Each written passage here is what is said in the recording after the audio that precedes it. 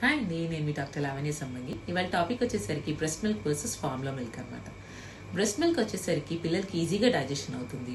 Second వచ్చేసరికి పిల్లలకి weight gain అనేది ఫాస్ట్గా ఉంటుంది. థర్డ్ వచ్చేసరికి కాస్ట్ ఎఫెక్టివ్, పేరెంట్స్కి అంత బర్డెన్ ఉండదు ఫైనాన్షియల్గా. అండ్ ఫోర్త్ వచ్చేసరికి దీనిలో మెయిన్ యాంటీబాడీస్ అనేవి ఉంటాయి అనమాట. సో దట్ పిల్లలకి రోగనిరోధక శక్తి డెవలప్మెంట్కి పనికొస్తుంది. ఫిఫ్త్ వచ్చేసరికి దీనిలో బేబీకి ఎంతైతే క్వాంటిటీ రిక్వైర్మెంట్ ఉంటుందో అంత quantity of proteins, vitamins, water, fats, sugars and minerals దానిలో దొరుకుతాయి అనమాట. అండ్ మదర్కి బేబీకి ఎమోషనల్ బాండింగ్ బాగా స్ట్రాంగ్గా ఉంటుంది.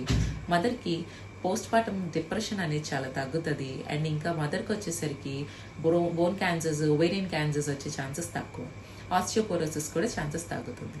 అండ్ నెక్స్ట్ ఫార్ములా మిల్క్ అనమాట. ఫార్ములా మిల్క్ అనేది మదర్ మిల్క్ ఆల్టర్నేటివ్ కాబట్టి సో దానిలో యాంటీబాడీస్ అనేవి దొరకవు మెయిన్గా.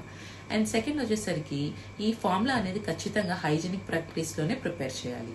ఒకవేళ కంటామినేషన్ అయితే గనక పిల్లలకి ఇన్ఫెక్షన్స్ వచ్చే శాతం చాలా ఎక్కువ అనమాట. అండ్ ఫోర్త్ వచ్చేసరికి ఇది కాస్ట్లీ అనమాట. మదర్స్ అండ్ ఫాదర్కి ఫైనాన్షియల్ బర్డెన్ ఉండొచ్చు. అండ్ ఫిఫ్త్ వచ్చేసరికి ఈ ఫార్ములా మిక్స్ చేసిన తర్వాత 2 hours లోపు ఆ ఫార్ములా డిస్కార్డ్ చేయాలి, మళ్ళీ యూజ్ చేయకూడదు.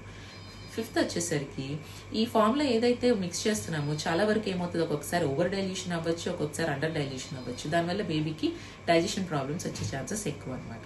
So compulsory mother milk prefer చేయడానికి చూడండి.